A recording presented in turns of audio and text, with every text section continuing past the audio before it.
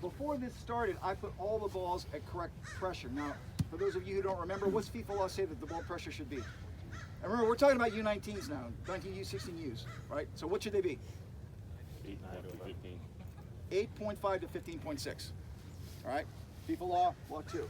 Okay, so I pumped them up to about 10. 10 to 11 is about where I want it to be for most games. That is the pressure they should warm up with. That's the pressure they should play with. If my keepers don't have a pressure like that, they don't know the feel of the ball at the right pressure. So I want to be sure that's done. So there is a pump in my keeper kit. Does the home coach choose the pressure, or does the ref get to say this is not pumped up enough? Go to 8.5. If you put it to the correct pressure and the referee feels it, 9 times out of 10 they'll go with that, and they check it with the gauge and it's spot on. So I usually compliment you. I do.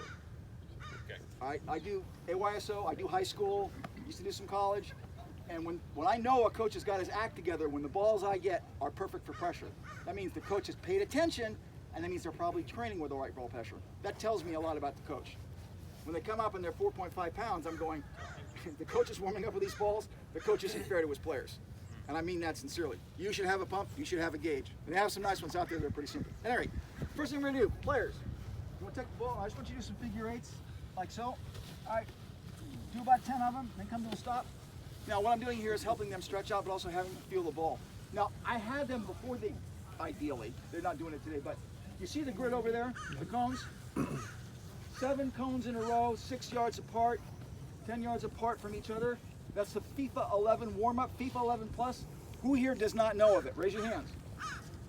All right, so go and Google it, get the warm-up from them, and that's what we use as the basis for warming our players up and warming our keepers up. The only difference is that I add when I do keepers is when normally you do a bounding skip as part of the FIFA 11 Plus, now we do it with raising our arms up like this, and going like this. All right? Why do we do that with the leg raised? Protect the body. Protect the body, that's one reason. What's another reason? You don't actually want to use that as the reason. There's another reason, and I'll tell you why in a minute. There's another reason. Why do you raise your leg up? What's Jump. Michael Jordan doing? Jump higher. To get you higher. It's to elevate you. All right? Remember young Frankenstein? Elevate me. Same thing, right? Get you higher. Right on. At any rate, the reason you don't want to say to protect yourself is because I've seen keepers on the ground do this. Now, if they do that and they happen to catch somebody, that's probably going to be a caution or a send-off, right? Because you're striking. So you don't want to do that. If you do it as part of to help you elevate, that's totally appropriate. No one's going to argue with that. To protect, you standing still, not so much. So it's just conceptual. We want to try to get the right concept in their brains. All right, so that would have been one thing I would have included in the FIFA 11 warm-up for keepers specifically. All right? Okay, so they've gone around their legs, they loosen up a little bit, another 10 times. Now what they're going to do is take the ball like this, and go like this, back and forth. All right, so what they're doing is they're twisting, stretching out the lower back, specifically using an activity to do it, which is dynamic stretching, all right? About 10 times. Oh, you are? And what they're also doing is they're getting the feel of the ball and how quickly can they turn and grab the ball. This also gives them the feel for the ball. It's a nice little start, a little warm-up there, just kind of get them clued into what's happening here. All right, so now what I usually do is I go from that just general warm-up there, getting used to touching the ball, to getting them back-to-back. Now this is a little hard, so we're only going to have one group do this. So why don't you step out, Jeff, step out. Step forward. Step forward. Step out. Step out for the back line. Step forward. And one ball with the get back to back. So what he's going to do here is he's going to start by turning this way. He's going to turn the other way and grab the ball from it. All right? Then when I slap the ball, they're going to change direction. Okay? So again, they're twisting, getting used to handling the ball. So get the slap, change direction. The slap, change direction. All right, and stop. Now, why am I using sound of the ball? Right. That's what they have to key to. All right? And if you've ever watched an excellent keeper, they can react without seeing it by hearing it. Yeah. So keying to the sound of the ball getting hit is what they want to do. All right? Because that's what they need to be able to turn to when they can't see it or there's people in front of them. They have to hear that sound so they're ready for it, turning in that direction. So I want them just to learn the key to that. It's little things you incorporate in your training, benefits later on. All right? Okay. I'm not done yet. We got permutations. I know. We're just starting. Yes. So now what I want them to do is they're going to go. On turf, dude. Yeah, for like Nice minutes. and 10 degrees. She's going to get it and put it down the bottom. Yes. You're gonna be on fire when you climb. All right. And then when I clap the glove or clap the ball once, they change directions. If I clap the ball twice, they'll go from over under to side side. All right. Yeah. Let's get used to it. Get it?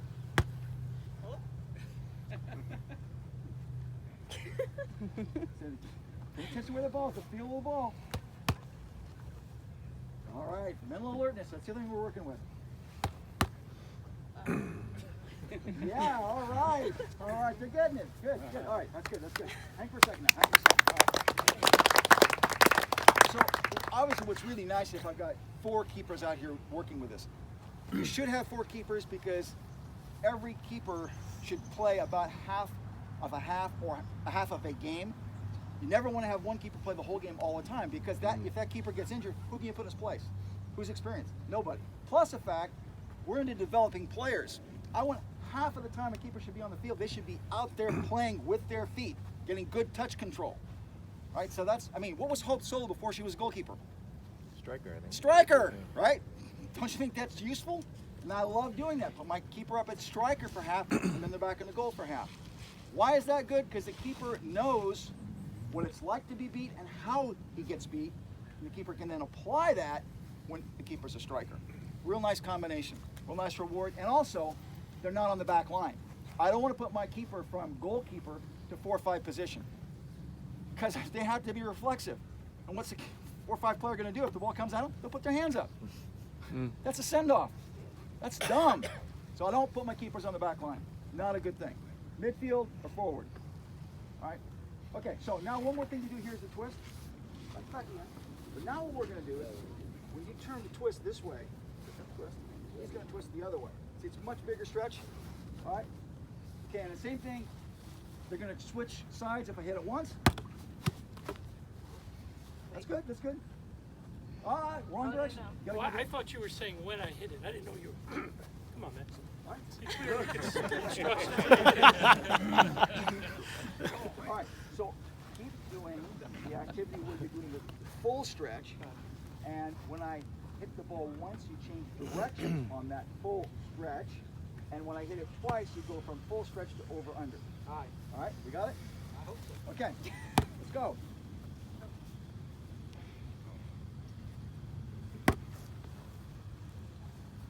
All right, excellent, excellent. Nope.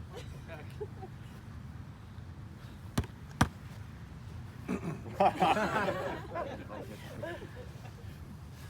All right. Well done. So there's 2 things I'm working with, actually 3 things. One thing is I'm working with stretching, which is pretty obvious. 2, I'm working with their handling of the ball, release, grab, how they feel on the ball. 3rd thing, mental alertness. They're listening to the ball. Are they thinking? Are they quick to respond? All those things are key for a keeper. All right. So they're getting all that stuff down pretty well. It's a good thing.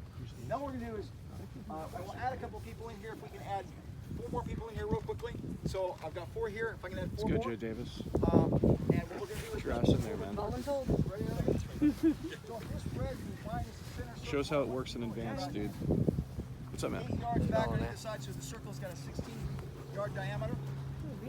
All right. And what we're going to do, hang in there. Are the gloves all right with you? You good? It's a cute kid. All right. What you're going to do is, you're going to take it across the way. That's My your kids take are it across the cuter. way.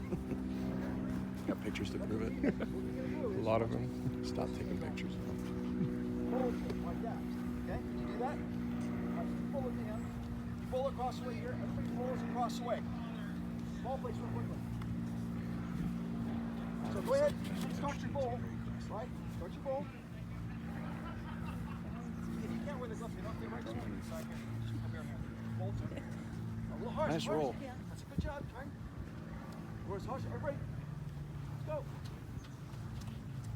Okay, while I was doing this, I'm going to explain to them exactly what I want in a minute, but let me explain the reason why we're doing it this way. Good job, Joe Davis. All right, so first thing, this is the first aspect of collection. I'm looking at collection, how we collect it off a low ball on the ground. So that's number 1 thing. At the the same time, we're doing bowling, which is a method of distribution with the hand. Bowling is one of the highest level of retaining possession if you're careful when you do it. So how many seconds does a keeper have before they release the ball? 6. 6 seconds. So a keeper can very easily sprint out, They don't really manage make a that role fake very going well. straight They had ahead, it called. freeze the defense, idea. and then bowl it out Never get it easily to called one for of his like getting teammates it. who has now gone wide Kick the to either fucking flank. ball, man. Right? Very Whole simple. team was Maintain trying to possession delay about the 100% game, of the time, called them away. which is why we do that. What did How they do? often do Give you up possession? maintain possession when you punt the ball, statistically? 60-40. Try 30-70. It's much Really? closer if you look at statistics. All right, so in other words, it's not a good method for maintaining possession to punt. What it does give you is distance and time. Is it really It's not a bad 60-70? thing to integrate into 70. your scheme of 60-40 would restarts. not be But if you depend on it, you're not going to retain possession very often. It's a good idea when the other team thinks you're always going to play short. Then you go long, and especially if you've got a striker ready to run, they can turn and go on the ball when it bounces, and oftentimes you can get a breakaway. But don't want to do that all the time because that's a little bit of hopeful soccer. But if you plan it, every once in a while, every fifth one or whatever, there's some signal the keeper gives, can be very effective. So just keep that in mind. All right, so this is restart and pickup. Now, we talk about collection here. I haven't shown them what I want in collection. So I'm now going to turn and look and see if I like what I see, and then comment on what I need to improve. That's an interesting stat I've never really thought through. Like the bowling that I've seen, That there's is no very bouncing true. on the ball, which is excellent.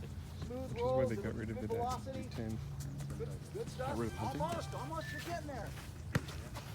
So, let's take a real quick halt, guys. Take a breather. And I'm going to have one of you bowl me a ball, and I'll show you what I want. All right, so bowl me a ball. All right, so what you saw me do is this. Look at the area I'm covering with my feet. My knee is not on the ground. Can the ball get through? No. How much space am I taking that?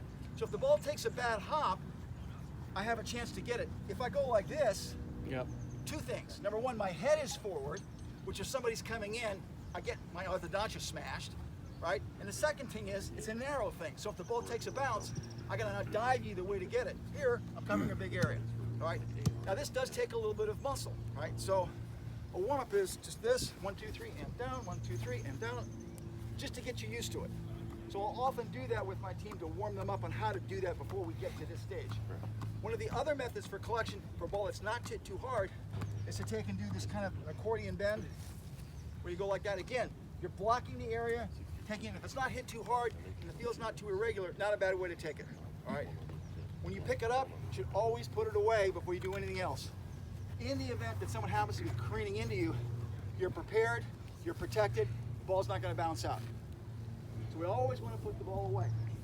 So when we do this now, I'll just demonstrate how I'd like you to do it. See if you can do it in a similar fashion, all right? Or do the accordion, and then pick it up, put it away, and then bowl it, all right? 2 steps. Pick it up, put it away, and then restart it. All right, let's go.